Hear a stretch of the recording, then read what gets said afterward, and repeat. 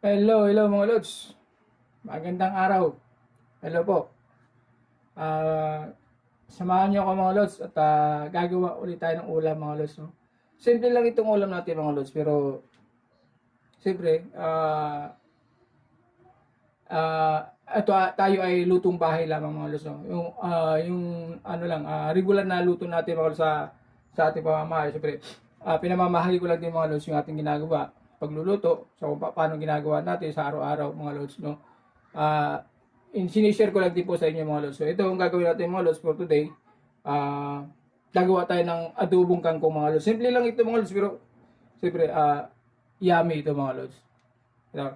Ito mga lods, no? Ilang beses ko na ito kangkong natin. Binabag ko sa tubig mga lods dahil hindi natin alam. Dahon nito mga lods, no? Ito ay pinaghiwalay ko yung dahon tsaka yung tangkay. So ito mga lods, no? Binabad ko muna siya sa tubig para pero hinugasan ko sa mga lods mga siguro tatlong beses ko na siya hinugasan mga lods, no?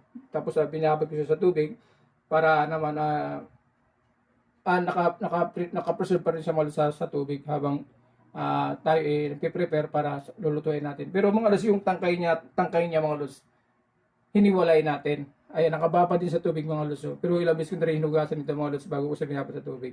Para bago natin lutuin, at least naka ano siya mga lods sa tubig bago ano. So ito yung mga rekado natin mga lods, naka-prepare na rin. Natin yung sibuyas, bawang at kamatis mga lods. So ayan. Tapos siyempre mga lods yung special na panghalo natin dyan mga lods ay ayan. Ito, yung simpleng luto lang ito mga lods, adobong kangkong. At siyempre, lalagyan natin ng oyster mga lods, di ba? Ayan, para yummy siya. So, ayun mga lods, samahan nyo ko mga lods doon sa ating pagluluto. Enjoy lang tayo. Tara mga lods! Yes, at ito na yung ano natin mga lods, umpisa na natin. Unahin natin yung bawang mga lods. Ayan. Kaya ako mga lods, pag nagluluto, inuuna ko talaga yung bawang kasi unang-una, gustong gusto ko yung amoy ng bawang mga lods pagka, ano, tapos medyo tinutoasted ko siya. Kasi minsan kasi mga lods, pagka gusto kong kainin yung bawang, kinakain ko yan. Masarap kasi mga lods lalo pagka ano, na-toasted natin ng konti mga lods yan. Ayan. Yan, medyo mapula-pula na siya ng konti. Isunod naman natin mga lods yung ating sibuyas. Ayan mga lods yun. Ito yung sibuyas natin. Ayan.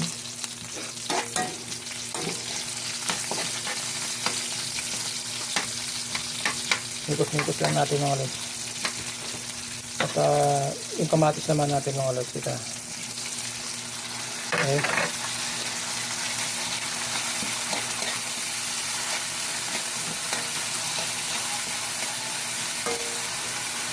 Okay na.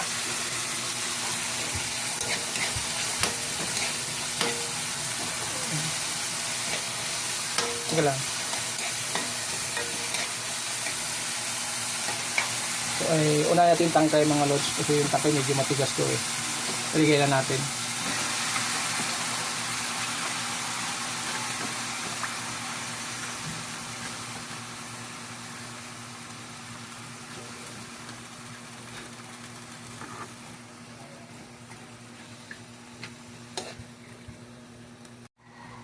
Ayan mga lods, nilagay na rin natin yung dilis mga lods para sabay na siya sa tangkay natin. Ayan. I-mikos lang natin para ilalim natin siya mga lods, no?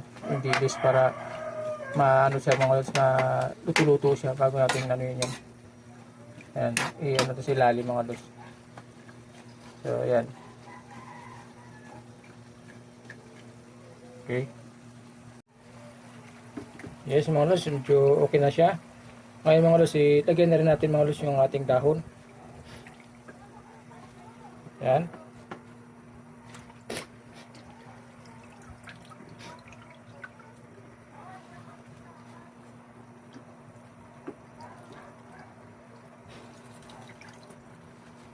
Pag ano mga lods, medyo ano siya mga lods, ang atin lagay yung tuyo natin mga lods, no?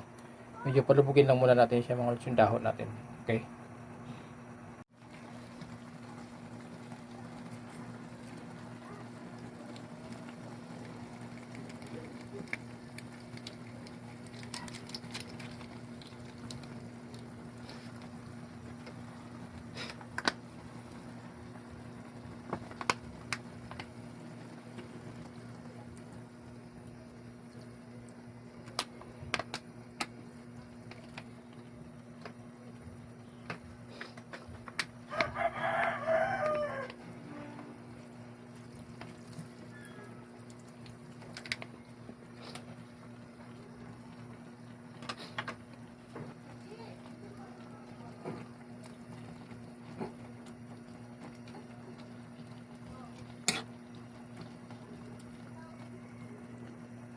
At syempre mga lods, ito na yung last natin, yung ating seasoning mga lods, no?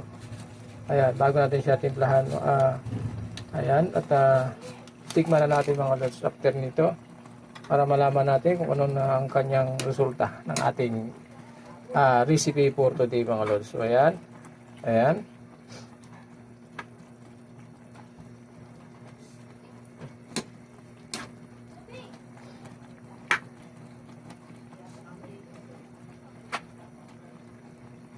So, tikman na natin mga lods.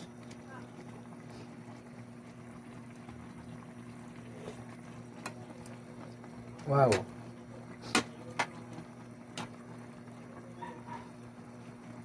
So, ito na mga lods yung ating recipe for today. Ayan. Thank you very much. Thank you for watching po sa lahat.